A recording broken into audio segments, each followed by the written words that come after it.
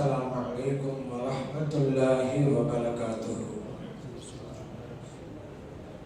الحمد لله رب العالمين والصلاة والسلام على سيدنا محمد وعلى آله وصحبه أجمعين. وما توفيقي إلا بالله، لا حول ولا قوة إلا بالله العلي العظيم. سبحانك لا علم لنا إلا ما علمتنا إنك أنت العليم الحكيم. கண்ணியத்திற்குரிய பெரியோர்களே, அன்பார்ந்த சகோதரர்களே, ஒரு மையத்தை நாம் நல்லடக்கம் செய்ய வேண்டும் என்ற முடிவுக்கு வந்துவிட்டால் அதை விரைந்து செய்ய வேண்டும் என்று நபிகள் நாயகம் ஸல்லல்லாஹு அலைஹி வஸல்லம் அவர்கள் கூறினார்கள். ஃபலா தஹ்பிஸூஹு, நீண்ட நெடிய நேரமெல்லாம் அதை உங்கள் வீட்டிலே நீங்கள் அடைத்து வைத்திருக்காதீர்கள்.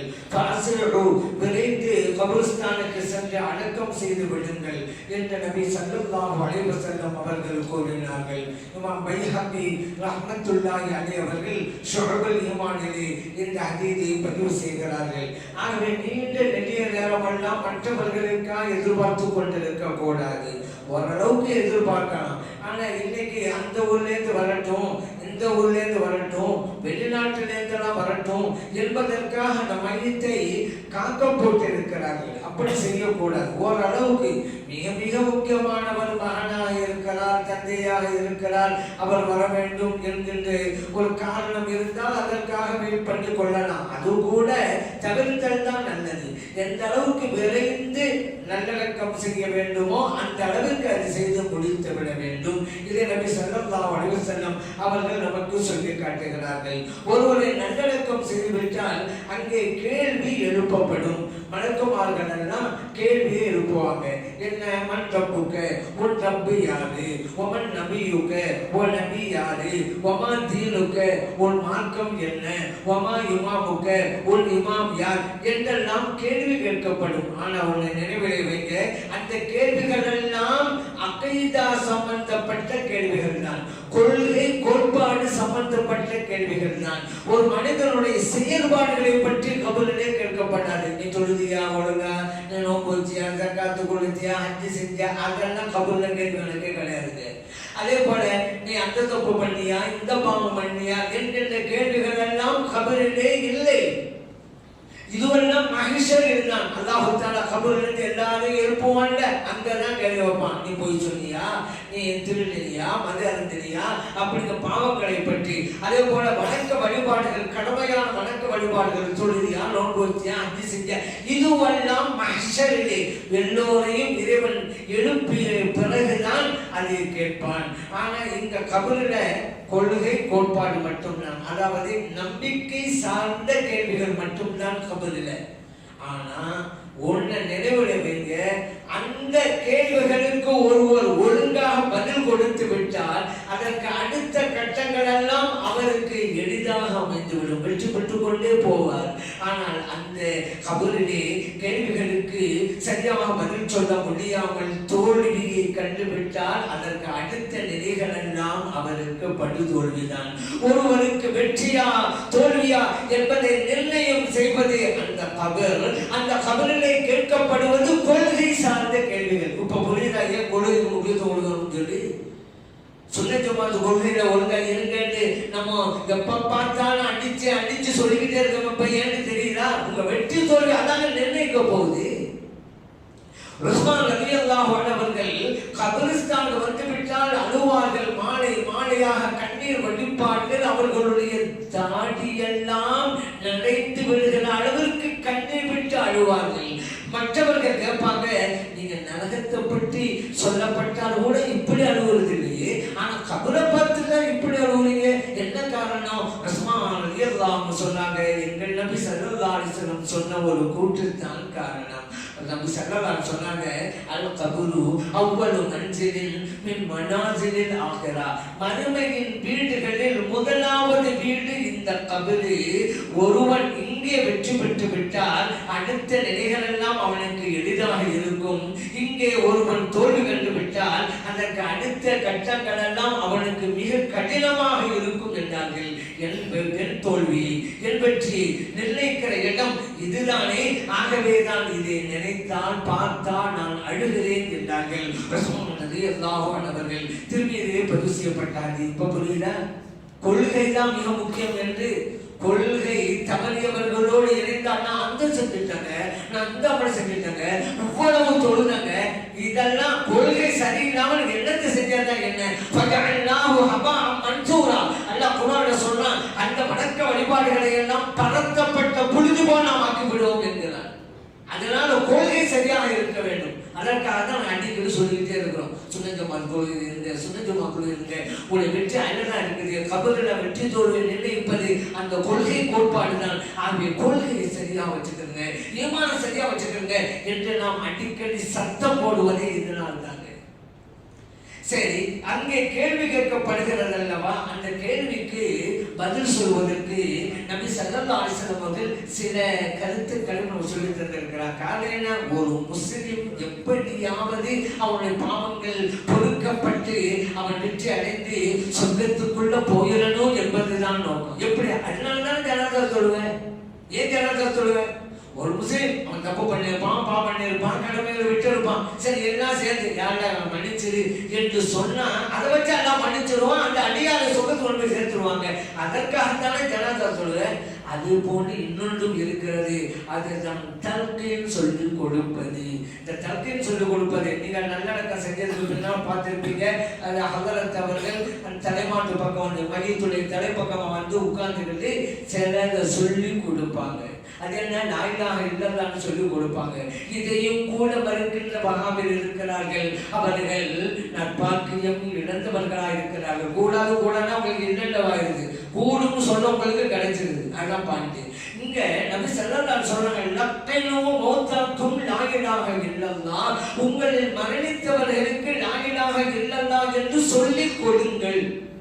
இது முஸ்லிம்களே பதிவு செய்யப்பட்டிருக்கிறது. இது சில பேர் வழக்கம் கொடுக்கிறது. இந்த கபூர்ல வச்சு கூட சொல்லுவோம்னா, உங்க மூத்தாண்டு வந்தா அந்த இறந்து போனவங்க அப்படின்ற அர்த்தம் இல்ல, இறந்து போகும் தருவாயில் இருப்பாங்க சக்கராத்து அவங்களுக்கு சொல்லப்பட்டது என்று விளக்கம் கொடுப்பாங்க சில பேர். இந்த ரெண்டு வகை இருக்கு. மௌத்தாங்கிற வார்த்தைக்கு அசல் அர்த்தம் என்ன தெரியுமா? மௌத்தா போனோம்னு அர்த்தம். மௌத்தாங்கிற மையத் இது ஒருமை வார்த்தை, சிங்குலர். மௌத்தா பன்மை சொல், புளூரல். அதனால இந்த மௌத்தாங்கிறது மையத்து தான் அர்த்தம். ஆனா இன்னொரு அர்த்தம் இருக்கு, மரண தருவாயில் இருப்பவர். இது வழக்கிலே இருக்கக்கூடிய பொருள்.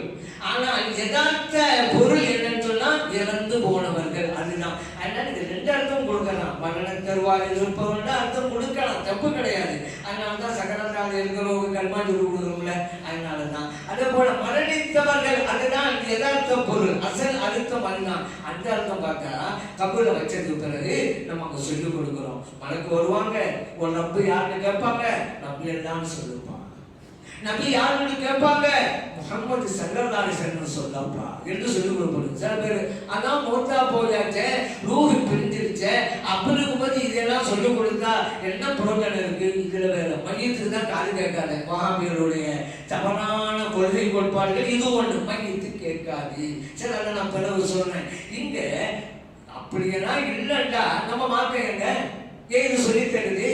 எல்லாம் முடிஞ்சு போச்சு அப்படின்னு சொன்னா ஏது சொல்லி தருது? நபி ஸல்லல்லாஹு அலைஹி வஸல்லம் சொல்றாங்க, இந்த கபூர்ல அஸாப் வேதனை எங்கும் அல்லவா, இது சம்பந்தமாகத்தான் அல்லாஹ் தஆலா ஒரு வசனத்தை இறக்க வைத்தான். யுஸப்பித்துல்லாஹு அல்லதீன ஆமனு பில் கௌலி ஸாபிதி ஃபில் ஹயாத்தித் துன்யா ஃபில் ஆখিরা. அல்லாஹ் தஆலா கௌலை சாபித்தை கொண்டு உறுதிப்படுத்துவான், இந்த உலகத்திலும் மறு உலகத்திலும். இந்த உலகத்தில் கௌலை சாபித்து, கௌலை சாபித்துனா லா இலாஹ இல்லல்லாஹ். இந்த உலகத்துல சக்கரத்தால சக்கரத்தால சொல்லி கொடுங்க, மூமின்களுக்கு தஸ்பீத் கிடைச்சிடுது. ஒப்பின் ஆகறனால என்ன? மௌத்துக்கு பின்னாலங்க, மௌத்துக்கு பின்னால என்ன? அடக்கம் செஞ்சதுக்கு பின்னால அல்லாஹ் ரெண்டையும் நான் சொல்லியிருக்கிறான். நீங்க சக்கரத்தால பாடி விடுங்க, பிற ஹயாத்தித் துன்யான்னு மட்டும் அல்லாஹ் சொன்னா, ஒப்பின் ஆகறான்னு சொல்லியிருக்காங்க. குர்ஆன்ல தான் இருக்குது. ஆகறான்ல அவர் ரூஹ் பிரிஞ்சதுக்கு பின்னால உள்ள நிலை தானே, அங்கேயும் சொல்லி கொடுங்க. புகாரில பதிவு செய்யப்பட்ட ஹதீஸ். இந்த கவுல சாப்பிட்டு நபி ஸல்லல்லாஹு அலைஹி வஸல்லம் ஒரு வழக்கம் இருந்தது. ஒரு மையத்தை அடக்கம் செஞ்சுட்டா அங்க இருக்கிற சஹாபா பொதுமக்களுக்கெல்லாம் சொல்லுவாங்க, அடக்கம் செஞ்சது பின்னால இஸ்தக்ஃபிரு லி அஹீக்கும், இங்கே நல்லடக்கம் செய்யப்பட்ட உங்கள் சகோதரருக்கு இறைவனிடம் பாவ மன்னிப்பு தேடுங்கள். வஸலூலஹு பித்தஸ்பீஹ், அவருக்காக தஸ்பீத்தையும் கேளுங்கள். ஃபஇன்னஹு அல்ஆன் யுஸ்அல், காரணம் அவர் இப்போதுதான் விசாரிக்கப்படுகிறார். அபூதாவுதில் பதிவு செய்யப்பட்டாங்க. இப்ப கேள்வி கேட்கப்படுறாரு, தஸ்பீத்தை கொண்டு கேளுங்க. தஸ்பீத் என்ன? அல்லாஹ் குர்ஆன் சொல்றாருன்னா யுஸப்பித்துல்லாஹு அல்லதீன ஆமனூ பில் கௌலி ஸாபித்தி, லா இலாஹா இல்லல்லாஹ் கேளுங்க. அதனால தான் தடுத்து ஓதுவாங்க. நீங்க பார்த்துருப்பீங்க கபிரிஸ்தான்ல. நபி ஸல்லல்லாஹு அலைஹி வஸல்லம் அவர்கள் சொன்னது அடிப்படையிலே தான் சும்மா சொல்லி கொடுக்கப்பட்ட இன்னும் சில இடங்கள்ல ஓதுவாங்க. அதெல்லாம் இந்த கிராமப்புற பக்கமெல்லாம் பார்க்கலாம். இன்னும் சில அதிர்த்துமாரெல்லாம் ஓதத்தான் செய்யறாங்க நீண்ட நெடிய நேரம். அது இருக்குதுங்க. அதுவும் நபி ஸல்லல்லாஹு சொன்னதுதான். தபுரானிலே பதிவு செய்யப்பட்ட ஹதீஸ், நல்லடக்கம் செய்யறதுக்கு பின்னால அவர் நீங்க சொல்லுங்க, அவன் தாய் பெயர் சொல்லி, இந்த தந்தை பேர் கிடையாது, தாய் பேரை சொல்லி, இன்னாருடைய மகன் இன்னாரே உன்னை மலக்குமார் கேள்வி கேட்பாங்க, ஒரு ரப்பு யாருன்னு ரப்பு என்னன்னு சொல்லி, ஒரு ரசூல் யாருன்னு கேட்பாங்க, முகமது ஸல்லல்லாஹு அலைஹி வஸல்லம் ரசூல்னு சொல்லி இப்படி சொல்லி கொடுக்குறது. இப்படி ஸல்லல்லாஹு அலைஹி வஸல்லம் இப்போ ஓதுறது சொல்லி கொடுத்துனாங்கடா. ஒரு சாமி கேட்டாங்க, யார சொல்லுதா, தாய் பேரை சொல்லித்தானே அவர் இன்னாரு அழைக்க சொன்னீங்க, அந்த இறந்தவருடைய தாயின் பெயர் தெரியாவிட்டா என்ன செய்யறது? இப்ப நபி ஸல்லல்லாஹு அலைஹி சொன்னாங்க, ஹவ்வா அலைஹிஸ்ஸலாம் சொல்லுங்க, எல்லோருக்கும் தாய் அவங்க தான். இப்ப நான் ஹவ்வா அலைஹிஸ்ஸலாம் அவருடைய பேரப்பிள்ளைன்னு சொல்லுங்க, விஷயம் சப்ஜெக்ட் முடிஞ்சு போச்சு. ஹவ்வா அலைஹிஸ்ஸலாம் மகனேன்னு சொல்லுங்க. அப்படி ஏன் ஸல்லல்லாஹு அலைஹி வஸல்லம் அந்த இடத்துல தாயின் பெயரை சொல்ல வச்சாங்க? அது அந்த சிறு ரகசியம் நமக்கு தெரியும், அவங்களுக்கு தான் தெரியும். தாய் பெயரா அழைத்து தான் இது சொல்லிக் கொடுங்க. இப்போது சொல்லிக் கொடுக்கப்படுகிறது அப்படியே அந்த வாசம் இருக்கிறது தபுரானிலே. நம் முன்னோர்கள் செய்கின்ற எதுவாக இருந்தாலும் ஆதாரம் இல்லாமல் செய்வதே இல்லைங்கிற பழங்க எல்லாம் இருக்கு. நமக்கு தெரியல, அவ்வளவுதான். எல்லாம் ஆதாரம் வச்சுதான். நம்ம முன்னால சாதாரணமானவங்களா இன்னைக்கு சொல்ல குர்ஆன் படிக்கிறேன்னு சொல்லிட்டு பத்திரமா படிச்சுட்டு இருக்கிறாங்க. ஆனா முன்னோர்கள் படித்ததெல்லாம் குர்ஆனே அஞ்சு வேற எதுவும் படிக்கல. அப்படிப்பட்ட முன்னோர்கள் நமக்கு சொல்லி தந்திருக்கிறாங்க. ஆகவே இன்னைக்கு கடற்கரை ஓரங்களில் இருக்கக்கூடிய பெரும்பான்மை முஸ்லிம்கள் வாழ்கின்ற உலகத்தில் எல்லாம் இது நடைமுறைப்படுத்தப்படுகிறது. இங்கும் சில இடங்களில் நடைமுறைப்படுத்தப்படுகிறது. அதுதான் தலைமை. சரி, அந்த கபரிலே நபி ஸல்லல்லாஹு அலைஹி வஸல்லம் அவர்கள் சம்பந்தமாகவும் விசாரிக்கப்படும். சொல்லி தராங்க, நல்லடக்கம் செய்யப்பட்டதுக்கு பின்னால நபி ஸல்லல்லாஹு அலைஹி வஸல்லம் அவர்களை சுட்டி காட்டி இவர்கள் விஷயத்தில் நீ என்ன சொல்லிக் கொண்டிருந்தாய் என்று கேட்கப்படும். மூமினாக இருந்தால் ஹாதா ரசூலுல்லாஹ், இவர்கள் தான் அல்லாஹ்வுடைய தூதர் என்று சொல்லுவாங்க. அவர்களுடைய கபர் சொர்க்கத்தின் பூந்தோட்டமாக ஆக்கப்படும். அதே நேரத்தில் முனாஃபிக்காக இருந்தால், முனாஃபிக்னா யாரு? நான் முஸ்லிம் அப்படி வெளிப்படையில் சொல்லிவிட்டு நிஃபாக் நேமஞ்சத்தனமா இருக்கக்கூடிய அவரா இருந்தால் சரிதான், காஃபிராக இருந்தால் சரிதான், அவருக்கு ஒழுங்கா பதில் சொல்ல தெரியாது. இந்த நேரத்திலே மலக்குமார்கள் இரும்பாலான சம்மட்டியால் அடிப்பார்கள். சத்தம் போடுவான் அந்த ஆளு கபருக்குள்ள இருந்து. சிலர் சொல்றாங்க, சக்கலையினை தவிர, சக்கலைன்னு தான் யாரு? ரெண்டு இனம், மனிதன் ஜின். மனித இனம் ஜின் இனம் ரெண்டை தவிர மற்ற எல்லா உயிரினங்களும் கேட்கின்றன என்றார்கள் நபிகள் நாயகம் ஸல்லல்லாஹு அலைஹி வஸல்லம் அவர்கள். அவங்க சொன்னாங்க ஒரு கட்டத்துல, அந்த சத்தத்தை நான் உங்களுக்கு கேட்க வைப்பேன், நான் கேட்க வைக்க விரும்பல. ஏன் தெரியுமா? அப்புறம் நீங்க ஒருவர் மற்றவரை நல்லடக்கம் செய்யாம போயிருந்தீங்க. யாரும் நல்லடக்கம் செய்ய மாட்டீங்க. இவ்வளவு பெரிய தண்டனையா? வேணாம் எல்லாம் நிறைய வச்சிருக்க, உடம்பு மேல போட்டுருங்க, அடக்கம் செய்யாதுன்னு சொல்லிவிடுங்க. அதனால் தான் நான் பார்க்கிறேன், இல்லையா நான் என் ரப்பிடம் கூறி இந்த சப்தத்தை உங்களையும் கேட்க வைப்பேன். முஸ்லிம்களை பதிவு செய்யப்பட்டாங்க. சிலமாக்களை பவர் பார்த்தீங்கன்னா, நான் கேட்கிற சப்தத்தை உங்களையும் கேட்க வைப்பேன். சிலதாசுடைய பவர். ஆனா நான் செய்யல. காரணம் என்ன? அப்ப நீங்க அடக்கமா செய்ய மாட்டீங்க. சூழ்நிலை அப்படியாயிரும். இப்போ ஸல்லல்லாஹு அலைஹி வஸல்லம் அவர்களை காட்டப்படுகிறது என்றால் நம்ம யோசிக்கணும்.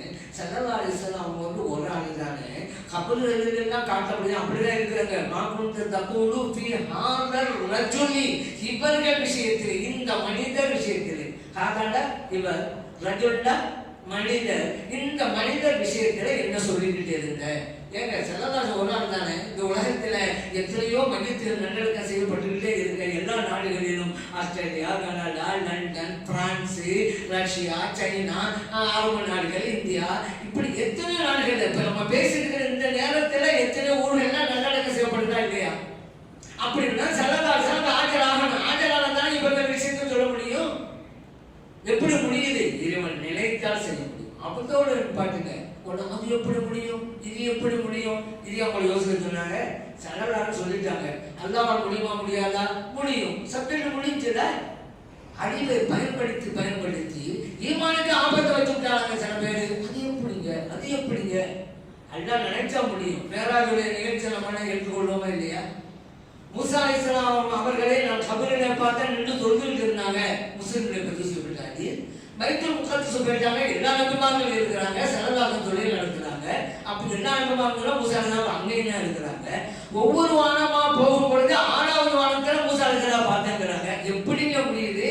கபர்ல, பைத்துல் முகத்தஸ்ல, 6ஆம் வானத்துல அல்லாஹ் நினைத்தா முடியும். அதோட சத்திரம் முடிக்கணும். நம்ம அறிவுறுத்த முடியாது. அல்லாஹ் முடியாதாங்க?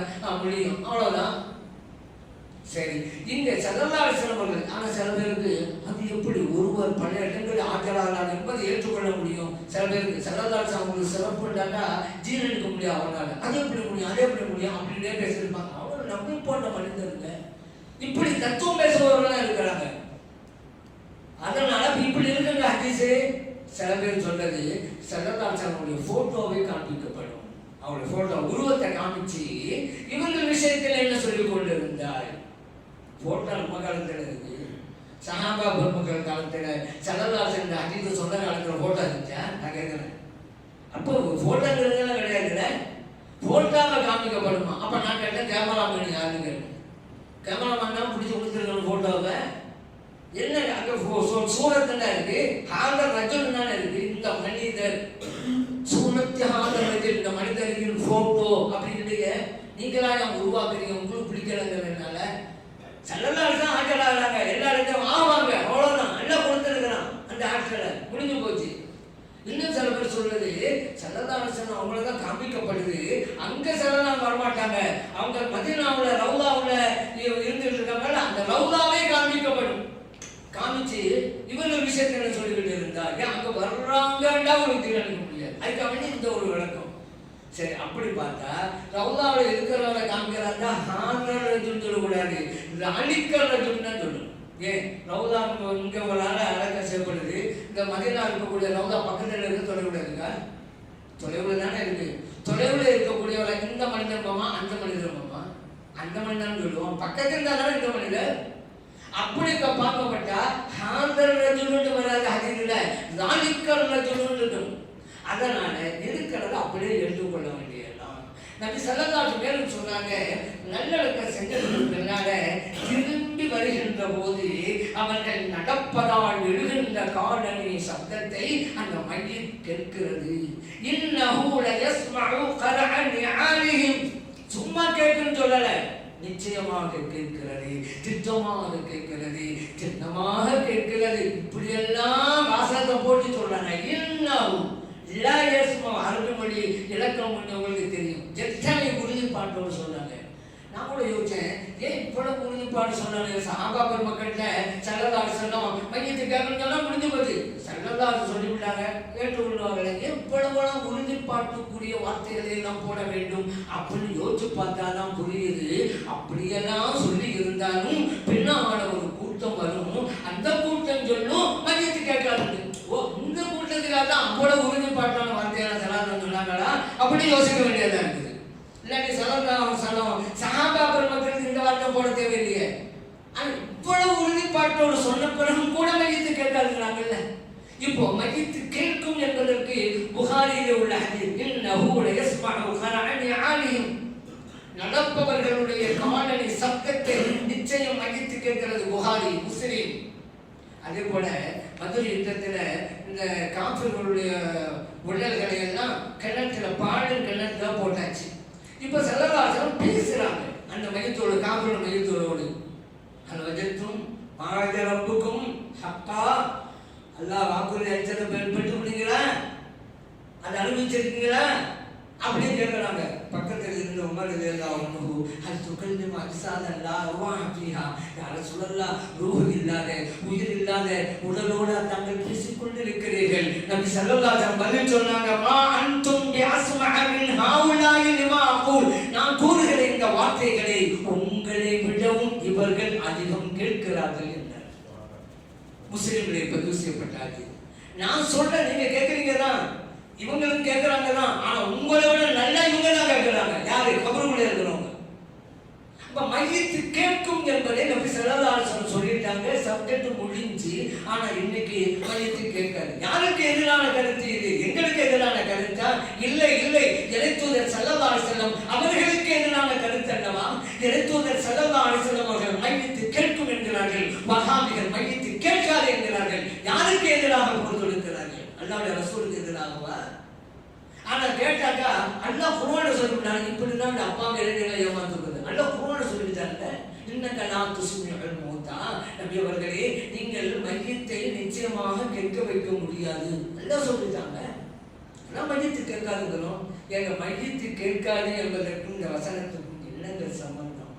நபி ஸல்லல்லாஹு அலைஹி வஸல்லம் அவங்களை பார்த்து அல்லாஹ் சொன்னா, நீங்க கேட்க வைக்க முடியாது. உண்மை அதானே? நம் கொள்கையா அதானே? நம்மளா கேட்க வைக்கிறோம். இப்ப நான் பேசுறேன், இறைவன் பேச வைக்கிறான். நீங்க கேட்கறீங்க, இறைவன் கேட்க வைக்கிறான். இப்ப உங்களை பார்த்து நான் சொல்றேன், உங்களை நான் கேட்க வைக்க முடியாது, நான் உங்களை கேட்க வைக்க முடியாது அப்படி சொல்றேன். அதனால நீங்க கேட்க மாட்டீங்கன்னு அர்த்தமா? நான் கேட்க வைக்க மாட்டேங்க, நீங்க கேட்கறது தான் செய்றீங்க. அல்லாஹ் கேட்க வைக்கிறான். அதான் அல்லாஹ் அங்க சொன்னா, நபி அவர்களே நீங்க கேட்க வைக்க முடியாது அவ்வளவு அர்த்தம். நான் தான் கேட்க வைப்பேன்னு அர்த்தம். நான் உங்களை நடக்க வைக்க முடியாதுங்கிறேன், அதனால நீங்க நடக்க முடியாதா? அல்லாஹ் உங்களை நடக்க வைக்கிறான்னு அர்த்தம். உங்களை நான் பார்க்க வைக்க முடியாதுன்னு நான் சொன்னேன், ஆனா நீங்களும் பார்க்க மாட்டீங்கன்னு அர்த்தமா? பாப்பீங்க. அல்லாஹ் பார்க்க வைக்கிறான்னு அர்த்தம். நபி அவர்களை பார்த்து நீங்க கேட்க வைக்க முடியாது. இலக்கண அடிப்படையில் பார்த்தா நாங்க சொல்றேன், இந்த மையத்து கேட்காது அப்படிங்கிறதெல்லாம் பொருள்னா எப்படி தெரியுமா வரும்? அரபி வாசகம் லா தஸ்மஉல் மௌதான்னு இருக்கும். மையத்து கேட்காது, இங்க அப்படி இல்ல, லா துஸ்மிஉன்னு வருது. நீங்க கேட்க வைக்க முடியாது.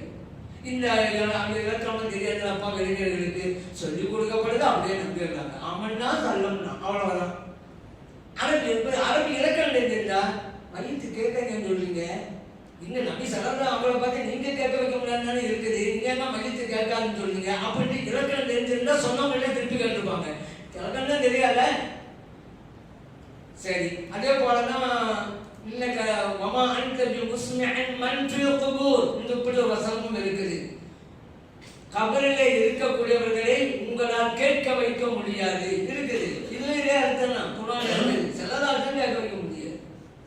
இப்போ அந்த ஆயத்துல மூத்தாண்டு வந்துச்சல்ல, மரணித்தவர்கள் அப்படிங்கிற அர்த்தம் வச்சாதான் நான் இப்ப விளக்கம் சொல்றேன். ஆனா அங்க அந்த வசனத்துல மௌத்தாண்டு இருந்தாலும் உண்மையில் உயிரற்ற மையத்தின் அர்த்தம் அல்ல, உள்ள மரணித்து போவர்கள் தான் அர்த்தம். உண்மையில மையத்து அப்படின்னாலும் அந்த கருத்து இல்லைன்னு சொல்லி முடிச்சு விட்டேன். இருந்தாலும் அந்த வசனத்துல உண்மை பெறும்போது தெரியணும்ல, அதுக்காக மௌத்தான் உள்ள மரணித்து போனவங்க கேட்க வைக்க முடியாதுன்னா நேர்வழியை ஏற்றுக்கொள்ள வைக்க முடியாது. அந்த ஏற்றுக்கொள்ள வைக்க முடியாது என்கின்ற பொருளை கேட்க வைக்குதல் அப்படிங்கிற வார்த்தையை யூஸ் பண்ணுவது எல்லா லாங்குவேஜிலும் இருக்குது உலகத்துல. தமிழ்ல இருக்கு, தமிழ்ல சொல்லியதான். ஒரு ஆள் சொல்லிக்கிட்டே வர்றாரு, அப்படி இருக்கணும். அவர் சொன்னா நீங்க என்ன சொன்னா நான் கேட்க மாட்டேங்கிற இருக்குதுல சொல்றோம்ல, நீங்க என்ன சொன்னா கேட்க மாட்டேன், கேட்க மாட்டேன்டா காலையில் கேட்க மாட்டேன், அதுதான் கேட்டுதானே இருக்கிறாரு. நீங்க என்ன சொன்னாலும் ஒப்புக்கொள்ள மாட்டேன்னு. ஒப்புக்கொள்ளுதல் ஏற்றுக்கொள்ளுதல்ங்கிற கருத்துல கேட்குதல்ங்கிற வார்த்தையை யூஸ் பண்ணிக்கிட்டு இருக்கோம். இவர் சொன்னாரு, என்ன சொன்னா நான் கேட்க மாட்டேன்டாரா, உடனே அவரு கேட்க மாட்டியா, கேட்க வைக்கிறேன்டா அப்படின்னு வருது. கேட்க வைக்கிறேன்டா காலையெல்லாம் சரி பண்ணி கேட்க வைக்கிறேன்னு அர்த்தமா, ஏற்றுக்கொள்ள வைக்கிறேன்னு அர்த்தம். இந்த மாதிரி தான் அளவில் நாங்கள் வைக்கல. உள்ள மரணித்து போனவர்கள் சில பேர் நடமாடிக்கிட்டு இருக்கிறாங்க. நபி அவர்களே இவர்களை எல்லாம் நீங்கள் நேர்வழியை ஏற்றுக்கொள்ள வைக்க முடியாது, அந்த கருத்து தாங்க. சரி, அந்த அர்த்தம் தான் கருத்துக்கு என்ன ஆதாரம் கேட்குறீங்களா? அடுத்து வாங்க இன்னைக்கு ராத்து சும்மா ஒருத்தவங்க நிப்பாட்ட கூடாது. அதுக்கு அடுத்து அல்லாஹ் தொடர்றான், வலா துஸ்மிஉ சும்மத் துஆ. அல்லாஹ் சொல்றான், இந்த செவிடர்களை உங்களால் கேட்க வைக்க முடியாது. அடுத்து வருது, செவிடர்களை கேட்க வைக்க முடியாது. இந்த இடத்துல செவிடர்கள் என்றால் செவிடர்கள் அப்படி அர்த்தம் பேரா? காதிருந்தும் செவிடர்களாக இருக்கிறாங்கல்ல அவங்க இல்ல இல்ல, செவிடர்கள் செவிடர்கள் தான். நான் கேட்கிறேன், செவிடனுக்கு காது கேட்காதுங்கிறதுக்கு அல்ல ஒரு வசனத்தை இறக்கி வைக்கணும். ஆனா ஊர் உலகம்னா தெரியும்ல, ஒரு வசனத்தை இறக்கி வச்சு நான் புரிஞ்சுக்கிறேங்க, செவிடனுக்கு காது கேட்காது, இதுக்கு அல்ல ஒரு வசனத்தை இறக்கி வைக்கணுமா? என்னங்க அப்ப இங்க காது இருந்தும் செவிடனா இருப்பான், அவனை நீங்க கேட்க முடியல, அவனை நீங்க ஏற்றுக்கொள்ள வைக்க முடியாது. அந்த வசனம் இன்னும் எப்படி முடியுது பாருங்க, இதா வல்லம் முதிபிரின் அப்படிதான் வசனம் முடியுது. அவர்கள் உங்களை புறமுதுகு காட்டி சென்றால், உங்களை புறக்கணித்து சென்றால், அப்ப நீங்க சொல்லிட்டே இருக்கீங்க அதெல்லாம் தேவையில்லை, அவங்களை புறக்கணித்து போறாங்க. இப்படிப்பட்ட செவிடனையும் இப்படிப்பட்ட உள்ள மறைச்சு போனையும் உங்களால் நேர்வழி காட்ட முடியாது அப்படின்னு அதான் சொல்ல வர்றாங்க. கபரா மையத்தா? நான் கேட்கிறேன், மையத்தில் வச்சுக்கோங்க ஒரு பேச்சு இல்லை இல்லை, மையத்தும் அர்த்தம் போகும். சரி மையத்தும் வைங்க, புறக்கணித்து போனான்னு இருக்குது. மையத்தை எப்படி புறக்கணித்து போகும்? மையத்தை நீங்க கட்டில வச்சா கட்டில இருக்கும், கபரில் வச்சா கபரில் இருக்கும். இல்லை இல்லை நான் போகிறேன் கூட விட்டேன்னா அது பாட்டு போவேன். இதெல்லாம் முதுகிறீங்கிறானுங்க. அதனால மையத்து அப்படின்னு சொன்னா அங்க என்னன்னு நீங்க பாருங்க, உள்ள மறைத்து போடுங்க, அப்பதான் வரும். இன்னும் தொடர் இருக்கு, இல்லாமல் தொடர். யார் நம்முடைய அத்தாட்சிகளை ஏற்றுக்கொண்டிருக்கிறார்களோ அவங்களை உங்களால் ஏற்றுக்கொள்ள வைக்க முடியும். அப்ப எப்படி? அதனால் மையத்தை கேட்காதுன்னு என்பதற்கு ஒரு ஆதாரம், ஒரே ஒரு ஆதாரம் கூட கிடையாது குர்ஆன்ல ஹதீஸ்ல. ஆனா கேட்கும் என்பதற்கு புகாரி நிச்சயமாக கேட்கும் ஆதாரம் இருக்குது. புரிஞ்சா? ஆனா இது கேட்காங்கிறதுக்கெல்லாம் சுற்றி வளைச்சு கொண்டு வர நேரடி ஆதாரமே கிடையாது. சில பேர் சொல்லுவாங்க, அவங்க தான் தூங்கிட்டு இருக்கிறாங்க, நல்ல நேரம் தூங்கிட்டு இருப்பாங்களாம், அதனால நம்ம பேசுறதுக்கு ஆள் விடுவாங்க. நல்லடியார்கள் தூங்குவாங்க ஹதீஸ்ல இருக்கு. எப்படி நல்ல பதில சொல்லிவிட்டான்னு வச்சுக்கிறேங்க. கேட்கப்பட்ட கேள்விக்கு நம் கனவுமத்தில் ரூஸ், மணமகள் தூங்குற மாதிரி தூங்குங்க மணக்குமாறு சொல்லுவாங்க. திருமதியில் பதிவு செய்யப்பட்ட ஹதீஸ். மணமகன் இங்கே பொதுவா தூங்க சொன்னா தூங்கிட்டே இருப்பாங்க. இனிமே நீங்க தூங்கலாம் அவன் மணக்குமாறு சொல்லிட்டு போனான்னு வச்சுக்கிறேங்க. இனி தூங்கிட்டு தான் இருப்பாங்க அவங்க. அப்படியா சொன்னாங்க? நீங்க தூங்குங்க அப்படின்னு சொன்னாங்க. புது மாப்பிள்ளை தூங்குற மாதிரி தூங்குங்கிறாங்க. ஏன் இந்த ஒப்பீடு? அதையில பார்க்கணும். புது மாப்பிள்ளை தூங்குற மாதிரி தூங்குங்க. புது மாப்பிள்ளை தூங்குறாருங்க மனவரையில எவ்வளவு நேரம் தூங்குவாரு? ஓய்வு எடுப்பாரு, ராகத்தா இருப்பாரு, அப்புறம் முடிச்சிருவாருல்ல. அதனால மணமகன் இல்ல, மணமகன் தூங்கிலே தான் இருப்பாரு. மனவரைக்கு போயிட்டாக்கா அவர் தூங்கிலே தான் இருப்பாரு சொல்லுவோமா? அப்படி அவர் தூங்கிலே இருந்தா ஏன் நிக்கா பண்ணாரு? நிக்கா பண்ண தேவையில்லையே. அப்ப மணமகன் கொஞ்ச நேரம் அவரை ஆறாம் கரம் சொல்லுவாங்க, உறுதியில் ஆறாம் கரம் ரெஸ்ட் ராகத்து அந்த கருத்துங்க. புது மாப்பிள்ளை நல்ல சந்தோஷமா நிம்மதியா இருங்க அப்படி சொல்லப்பட்டிருந்தாங்க. தூங்கிட்டே இருப்பான்னு அர்த்தமா? அது பல அதிக முரணால வந்து நீங்க தூங்கிட்டே இருப்பான்னு அர்த்தம் வச்சா? மூசா அலைஹிஸ்ஸலாம் பார்த்தா கபர் இன்னும் தொழுதுகிட்டு இருந்தாங்க. முஸ்லிம்கள் பதிவு செய்யப்பட்டாங்க. தூங்கிட்டே இருந்தா எப்படி தொழுதுகிட்டு இருந்தாங்க? ஒரு கபரில் சூரத்தில் முழுக்கு ஓதப்பட்டதை நான் கேட்டேன் சரதாசர்கள் சொல்லப்பட்ட போது சீர் மானியால் முன்ஜான்னு சொன்னாங்க. திருமையில பதிவு செய்யப்பட்ட அது எப்படி அவர் குர்ஆனை ஓதிருப்பாரு?